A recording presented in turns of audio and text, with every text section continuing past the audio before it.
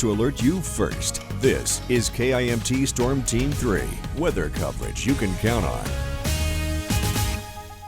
Welcome back. It is Tuesday, and yes, we still have plenty of cloud cover and even some gray in the clouds, as we can see over Albert Lea.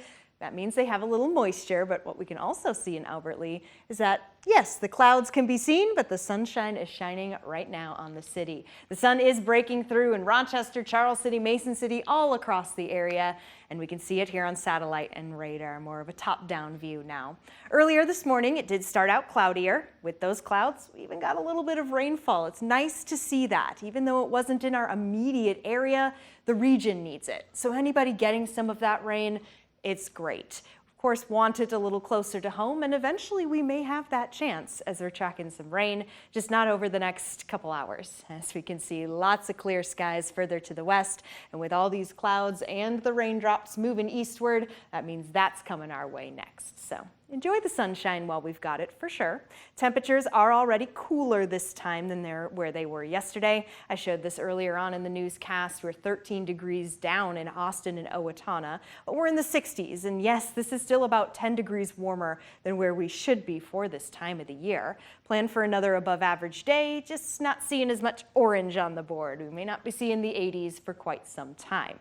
That being said, if you're headed out for a bike ride, maybe even just a walk, just getting out and soaking in some of this new sunshine here, you've got a good couple hours to do just that. Temperatures are going to get to the comfortable 70s. This right here is about my ideal. Sunshine 70s.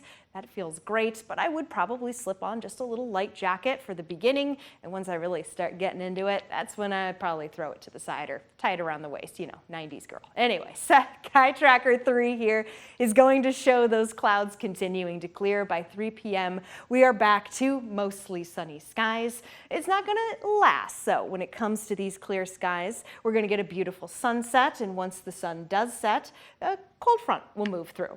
That's going to help push these temperatures down pretty quickly into the evening. It also brings a chance for a few sprinkles, which again, not enough to help the drought situation, but nice to see. By the time we get into 8 a.m. on Wednesday, it's going to be cold. Temperatures back, starting things out on our Wednesday morning in the 30s.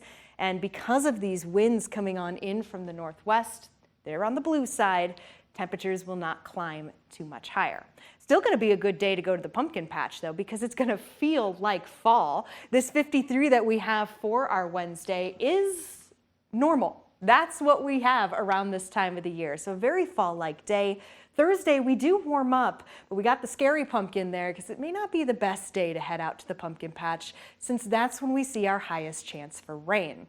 And for the rest of the time, mostly clear when it comes to Wednesday, Friday. So wait off on Thursday. Hopefully we get some of that rain and then go to the pumpkin patch on Friday. You should be a-okay.